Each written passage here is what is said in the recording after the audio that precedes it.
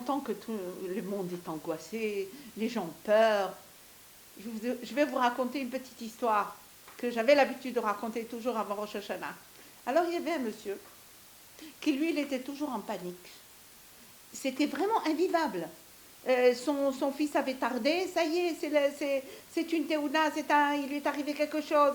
Il avait un petit bobo quelque part, ça y est, c'est le cancer, c'est je ne sais qui. Il était à chaque fois, chaque chose le paniquait, mais alors, c'était invivable. Sa femme, elle l'envoie chez le rabbin, elle lui dit, écoute, tu as tout essayé, vas-y, un petit peu, euh, calme-toi. Monsieur le rabbin, j'ai toujours peur de tout, de n'importe quoi. Qu'est-ce que je fais? Il dit, écoute, maintenant c'est la veille de Rosh Hashanah. Tu viens demain. Et après-demain d'abord, on en parlera. Le lendemain, la première fois qu'il vient dans la prière de Rosh Hashanah, il vient au milieu de la tfila. Et qu'est-ce qu'il rentre? Dès qu'il rentre, qu'est-ce qu'il entend? Envoie ta peur à toutes les créatures et mets ta crainte dans le monde entier et que le monde entier tremble devant toi.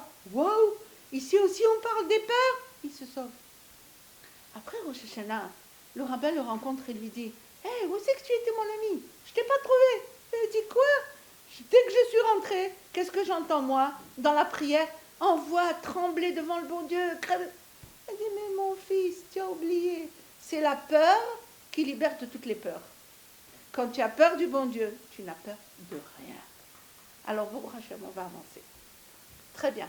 Beaucoup d'entre vous se posent la question, oui, mais qu'est-ce qu'il faut faire dans cette période-là?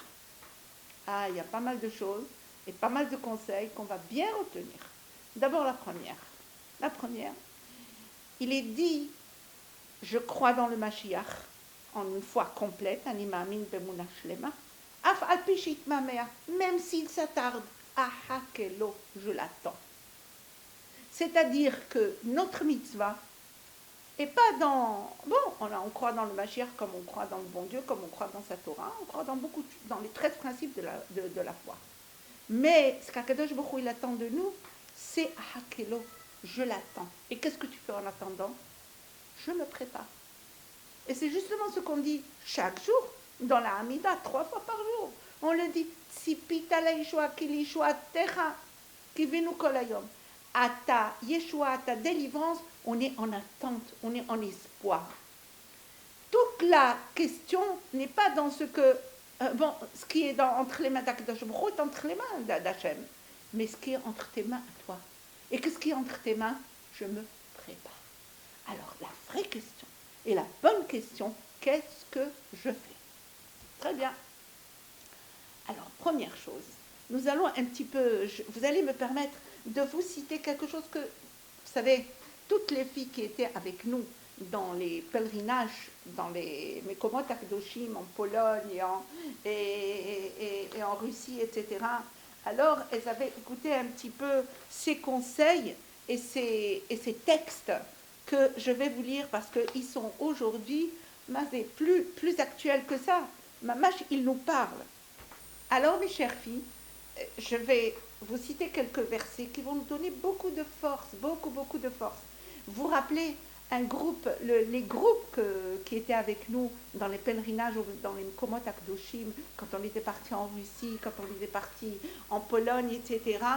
Mais elles avaient écouté une partie de ces choses, de ces versets qui sont dits et qui sont aujourd'hui plus actuels que jamais. Ils nous parlent, vraiment, ils nous parlent. Alors écoutez, on va commencer d'abord par le verset dans Devarim. Qu'est-ce qu'il est dit? Il est dit dans Devarim, voilà, tu vas chercher Hachem. Ah, on est en attente, d'accord? On a bien dit. Très bien. Et qu'est-ce qu'il lui dit? Je vais vous lire directement en français.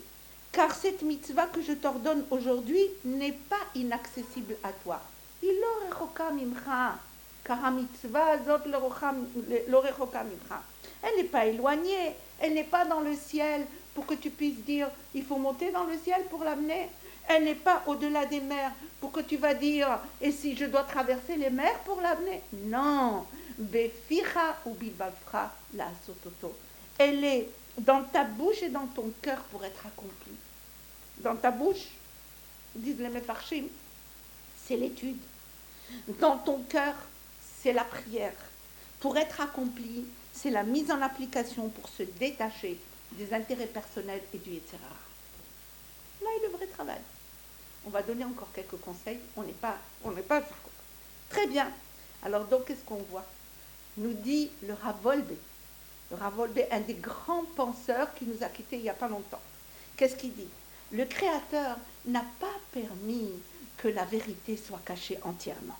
C'est vrai, il se cache. Non, il a laissé quelque chose. Qu'est-ce qu'il a laissé? L'homme doit être sincère dans sa recherche. Et s'il est vraiment sincère, il ne veut pas des débordements. Il sait qu'autour, chaque fois, il peut y avoir de l'imagination, il peut y avoir n'importe quoi, on raconte n'importe quoi. Il lui a laissé ce qu'on appelle un sens de sincérité. Les filles, regardez quelque chose de très joli. Écoutez, Akadosh Baruch Hu nous a donné 5 sens. Il nous a donné la vue, mais il y a à gauche et droite, on peut se tromper. Il nous a donné les oreilles, il y a gauche et droite, on peut écouter, on peut se tromper. Il nous a donné la bouche, qui, elle peut dire de la Shonara, elle peut étudier la Torah. Et il nous a mis le nez, la police là au milieu. Qu'est-ce que ça veut dire la police? Écoutez bien. Aïn Yud Nun, c'est 13. Vous ferez après les comptes à la maison. Ozen, c'est 13. P, c'est 13. C'est le numérique, le petit numérique 13. 13, ça veut dire Echad. Essaye de te concentrer vers un seul sens, vers Akadosh Baruch Hu. Par contre, Af, le nez, c'est 9. 9, c'est quoi? C'est Gematria Emet. Le 9, l'odorat. C'est quelque chose qui, tu ne peux pas arrêter. La vue, tu peux fermer les yeux. Là, tu peux fermer les oreilles. Tu peux fermer ta bouche. Mais là, tu sens. Comment tu vas arrêter? C'est par là qu'Akadosh Baruch Hu, il a donné la Neshama. C'est par là qu'Akadosh Baruch Hu, il a donné un sens du Emet. Et vous savez, l'odorat, il est pas palpable. C'est vraiment, il s'étend le plus jusqu'au plus loin. C'est vrai. Pourquoi? Parce qu'Akadosh Baruch Hu, il a donné un sens de sincérité à l'homme. Il lui dit, tu cherches vraiment? Eh bien, tu vas voir. Si tu cherches vraiment, tu vas le sentir. Et qu'est-ce qui continue? Le Rav Wolbe, il dit comme ça. Pour cela, l'homme doit être sincèrement à la recherche et se concentrer et utilisera sa réflexion et sa crainte du ciel. Regardez, la crainte du ciel est au-dessus de la sincérité. C'est de là que commence la sincérité. Est-ce que tu crains vraiment Akadosh Baruch Hu, ou bien tu cherches des excuses et des moyens pour te détourner, pour chercher n'importe quoi, pour t'accrocher l'essentiel? Je ne veux pas m'engager, je ne veux pas croire. Là est le test. Alors qu'est-ce qu'il est dit? Il utilisera sa réflexion et sa crainte pour s'éloigner du mensonge. Le mensonge, il n'a pas de pied. Le mensonge, il est obligé d'utiliser un petit peu de émet pour tenir. Le shin, il tient sur un pied. Le kouf, il tient sur 2 pointes. C'est-à-dire, et le émet, il est bien assis. Donc le sheker, le mensonge, il finit toujours par s'évaporer. Il ne reste plus rien. Qu'est-ce qui fait le mensonge encore, le terrain? Il nous donne un autre mensonge à la place du premier. Mais on finira jamais. Et ça, c'est ça. Tu dois faire preuve de sincérité, de dire, Akadosh Baruch Hu, je te cherche sincèrement. Et je ne veux pas me sauver. Ce que tu veux de moi, ce que tu attends de moi, c'est vers ça que je vais travailler, c'est vers ça que je vais tenir mes efforts. Donc on a dit, première chose, la sincérité. La deuxième chose, nous dit le Rav de Ponovitch, quelque chose de très très fort. Il va utiliser lui, le Midrash qui dit comme ça. Et le monde connaîtra 10 famines. 10 famines, il va connaître une plus forte que l'autre. Et quelle est la 10e la plus forte? Ce n'est pas une famine de pain, ni une soif d'eau. Mais celle